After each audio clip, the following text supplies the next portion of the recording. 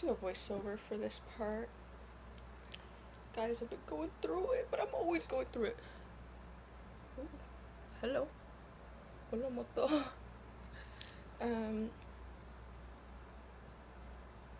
Something I'm realizing is that my journey is gonna be different from everyone else. And I'm gonna make mistakes. A lot. And that's nothing to be afraid of. Because I've made plenty of mistakes, you guys.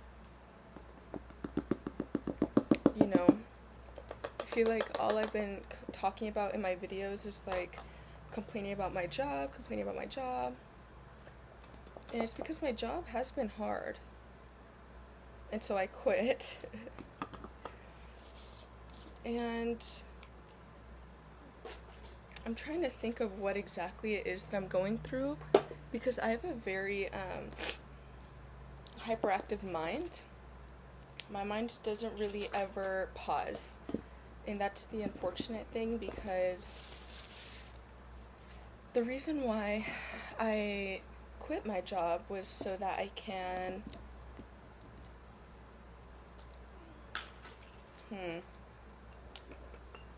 relax, I guess. Because something was happening to me mentally with my job. And I'm realizing it definitely needs some psych evaluation for sure. I'm actually going to have an intake therapy appointment today. But what sucks is that I don't feel like I have anything like going on. I feel very normal and I feel very capable compared to like the average person, if that makes sense. Like, I take care of myself, I get ready every day, like I don't doom scroll that often. Like I feel like I am mostly in touch with myself. But this whole situation has revealed a lot of different things to me. Things like I'm not nearly as kind to myself and as like emotionally advanced as I thought. And I'm laughing because it's just like this situation has revealed a lot to me. So like I said, I was going through it and like, guys, I was getting super depressed, and that's not like me. Like, I am a very naturally cheery, overly optimistic person. Like, this is something I've always struggled with. But I am like overly optimistic and cheerful, like to the point where I feel like I could come across as like childlike. This is my observation and my perception of myself. Like, you know, like how there's like a childlike naivete or like innocence. Like, I think that sometimes I'm so cheerful and optimistic that it could be skewed as that, and probably that's because of the life I've lived so far. I just feel more connected to that side of myself. Because I've experienced darkness. Like, why do I need to experience more darkness? Like, I'm okay, thanks. Though. And so recently I've been feeling very, very hurt by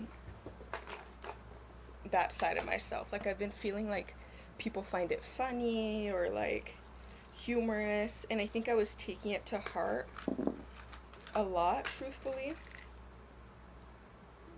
And I think it's a form of self-sabotage. And again, this is me analyzing myself, but I analyze myself all the time. Maybe it's a bit too much. But now that the smoke is cleared, like, guys, I was very heightened. Like, I had really bad anxiety, really bad depression every day, and that's very unlike me. So I was like, okay, what the heck is going on? Like, I don't like that lighting. I can't tell. Do I like that lighting? Sorry, I'm using the photo booth. I'm using the photo booth on my MacBook, and I feel like the quality is garbage. Anyways, what can you do? And yeah, it was just getting like a lot. And like I said, being like super depressed isn't like me. Like, I never really ever get like that. And so I was like, okay, what the heck is going on? What's going on? And my brain will immediately try to cut the cord of like whatever is causing that problem. Like, it's funny because I only thought I did that with friends. Like, with friends, if I have a friend in my life that's where I'm feeling like negative feelings towards, I'll cut them off immediately. Which, you know, probably isn't the best thing you should do, for sure. And same with this job. Like, I was getting so much stress, you guys. Like, it was just chaotic, and I couldn't find relief no matter what I was doing. Like, I was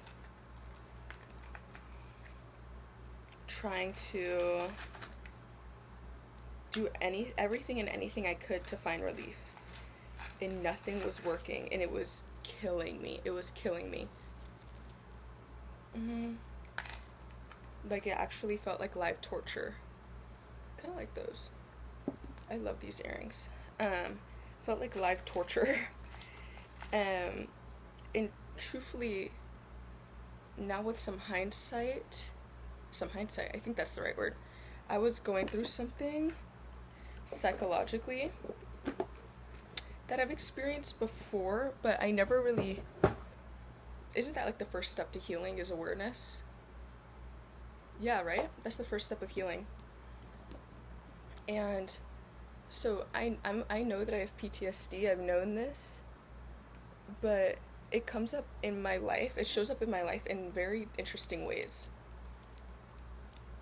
And the reason why I'm talking about this is just because, like I said, like, I've been feeling so alone in this process. So if anyone can relate, like, that's all I ask for. Because it's been very isolating, because I feel crazy. I feel unreliable, I feel irresponsible, and it's making me realize, like I said, like, I'm not as emotionally as advanced as I thought I was because of how cruel I've been to myself. Because like I said, I literally quit on a whim. I was like, I think I quit on Saturday, maybe? Yeah, because I was supposed to work Saturday and Sunday, right? But I couldn't, like, it feels like debilitating. Like, my brain, it feels like agony, like actual, like I said, life torture. And I'm laughing because it's like, I'm just being brutally honest. And, yeah, so I was like, oh, my last day will be like August 30th, which is like the end of the month, right? And I was like, I literally can't even go to another shift. I cannot. It felt so chaotic to the point where I was like, I will die. Or I will be unalived. I don't know what YouTube allows you to say. And so I was like, no, I can't do it. I genuinely can't do it. So I was like, actually, my last day is today. I will no longer be there. And what sucks was, like I said, I was experiencing something psychologically right before I quit, where I was getting extremely paranoid. But what scares me is it felt very real. So I think that's why I'm a bit frightened, and why I was like, okay, I definitely need some help. Dang it. Because like I said, I'm a very normal functioning human adult woman, but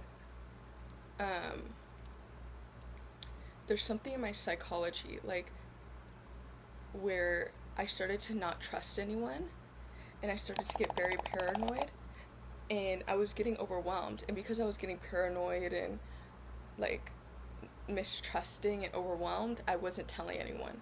So I was just suffering in silence for hours, like 9 hours a day. And it became unbearable because I had made everyone out to be like these untrustworthy people. And then after I left, everyone's texting me like such nice things, and I'm like, truthfully, what did they do? They did nothing to me.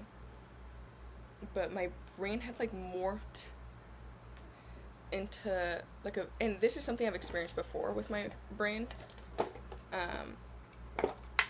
It's more of like in group settings I get very defensive and paranoid, and I think it's from just past situations, dang it.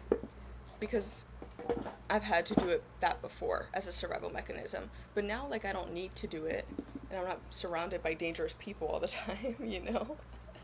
Um, and sorry, I'm just being professionally honest. Professionally? I don't know if that's the right word. um, Professionally honest? I don't think that's the right word. And yeah, and so like I said, I was just like making up stories in my head, like getting very, very, very paranoid of like everyone's dangerous, no one's safe, I'm not safe, and I felt so overwhelmed that I was like, I can't share things with people because it's gonna get me in trouble. I don't know why.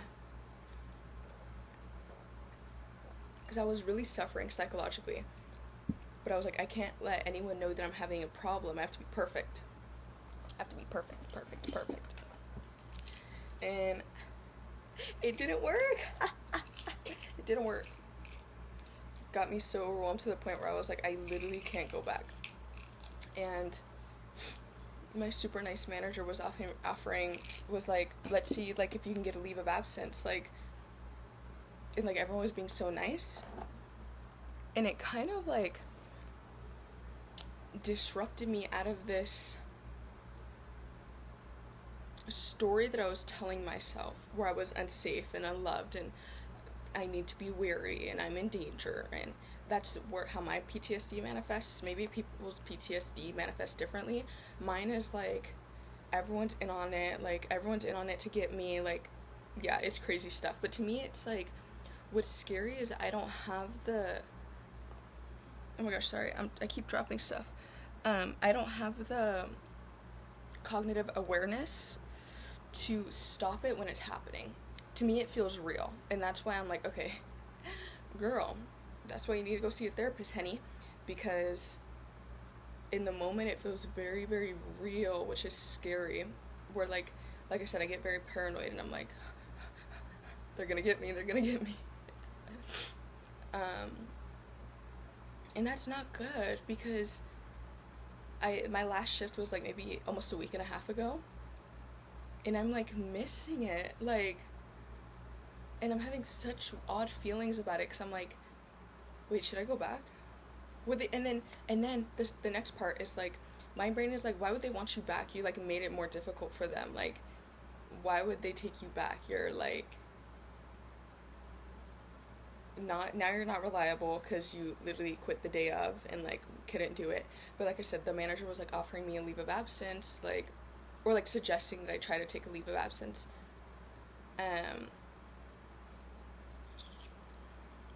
And like, I don't want to go back tomorrow, but like maybe in 3 weeks I can go back. Like, I don't even know how long a leave of absence is, and it's definitely for my mental. Like, I haven't felt like this in a long time, actually, where my mental is like fried, cooked, like,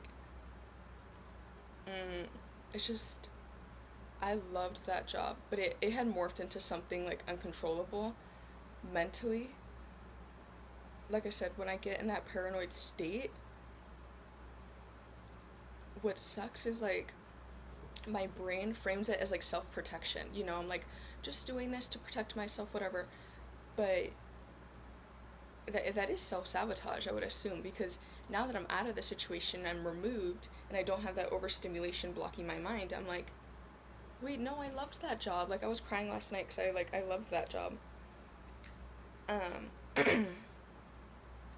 But I think, like I said, I become very overstimulated, and the paranoia was making me very suspicious of people, and so I didn't feel safe sharing what I was going through, which made it worse.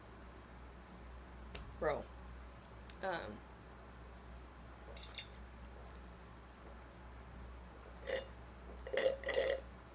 And the part that's interesting to me is that I had this idea of reaching out and being like, hey,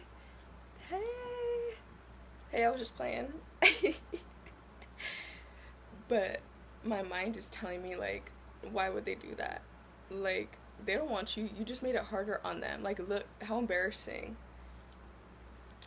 And I think because I hold myself to the standards of, like, everyone else, the more I think about it, it's because I hold myself to the standards of everyone else, not to who I truly am.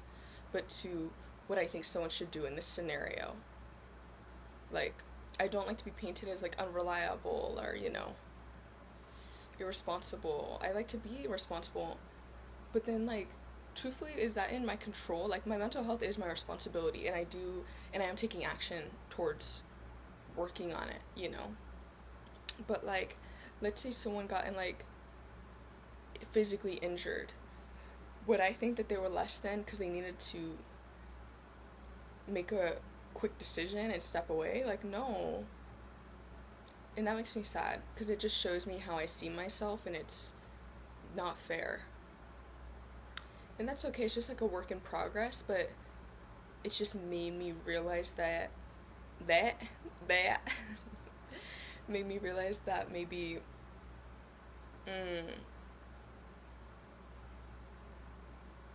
I don't give myself enough grace. I don't respect and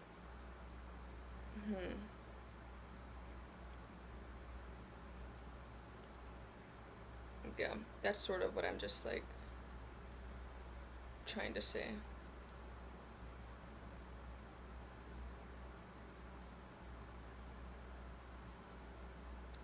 Sorry, my phone bill, bro.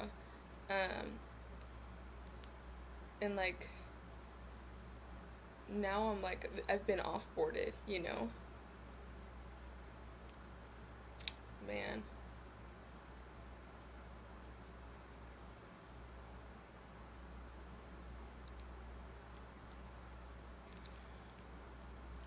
Yeah, I've just been overthinking it a lot. Because, like I said, like, now that I got what I wanted, more free time, more time to myself, like, I do feel better, genuinely, guys, because I was getting so depressed. I do feel better.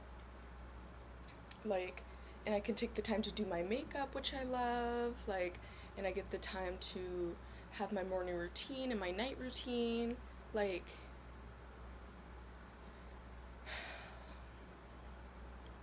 maybe I just needed to work less and get my priorities figured out, because the truth is, I do love working and I love beauty so much, but the job, it was just, like I said, like, it was what I loved times 1,000, which made it, like, not enjoyable. And one of my friends said the other day, she was like, maybe you shouldn't make, like, what you love or your passion your job. But, like, to me, I don't agree, and that's okay. How I see it is, like, beauty is what I live for, like I always say. Like, that's literally what my whole channel is about, is, like, beauty is what I live for, because it is.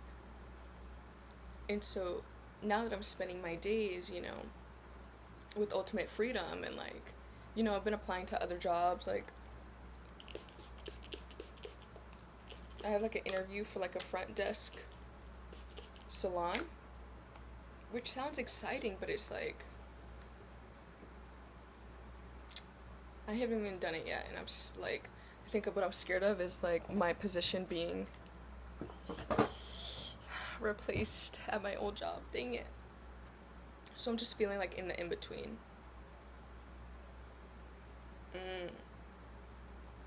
And I'm gonna go out today and just see how I feel and let it settle, because it's been a lot, you guys. Like, I felt like my job was adding to my life in big ways, but taking from my life in big ways. And what's funny is, like I said, I thought, like, the suffering would stop, once I I thought the suffering would stop once I quit. But now the suffering has just turned into something else.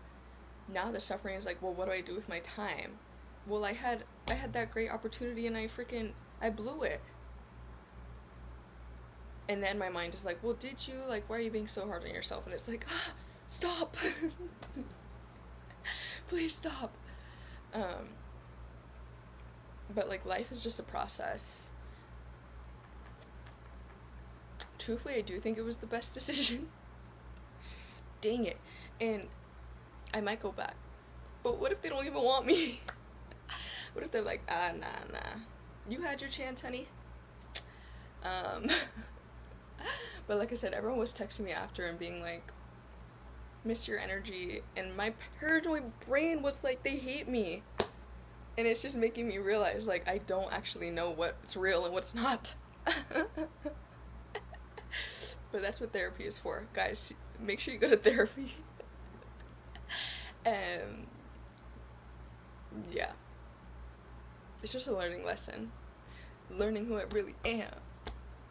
In that I don't need to hold myself to the standards of everyone else, even though my initial reaction is to do that. Because I'm like, well, there's people that have worked at that job for years. Like, why can't I do it? Baby, you don't got it like everyone else. You don't got it like everyone else, honey. Because like I said, if someone had like a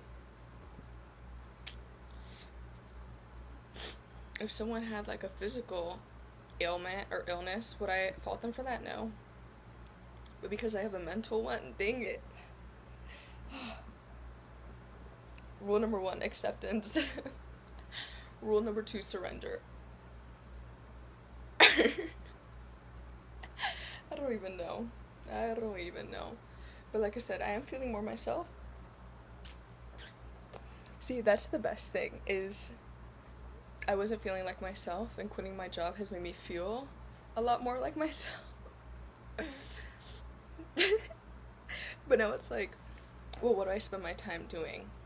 Bro, like, low-key, I would have just spent my time doing my old job. Like, oh my god, I can only take so much. Sorry, I'm laughing at myself. Yeah. But it's okay. It's okay. I'm a work in progress. I'm not perfect, you guys. I'm not perfect. Even though I want myself to be. Maybe that's my problem, is I keep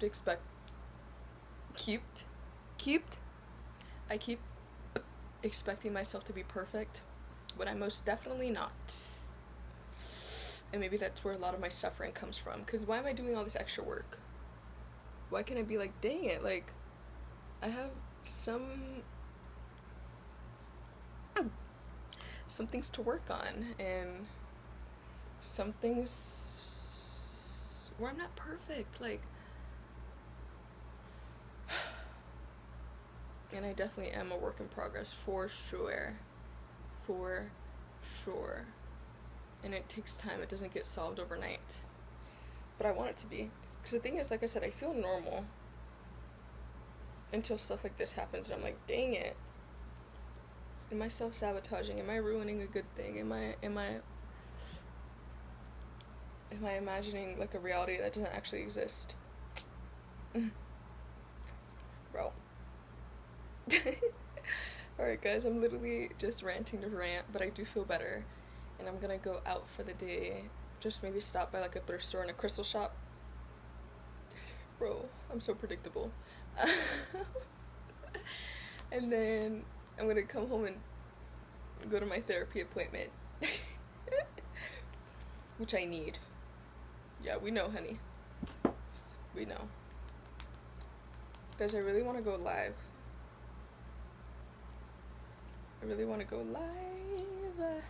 Would you guys watch? Okay, bye.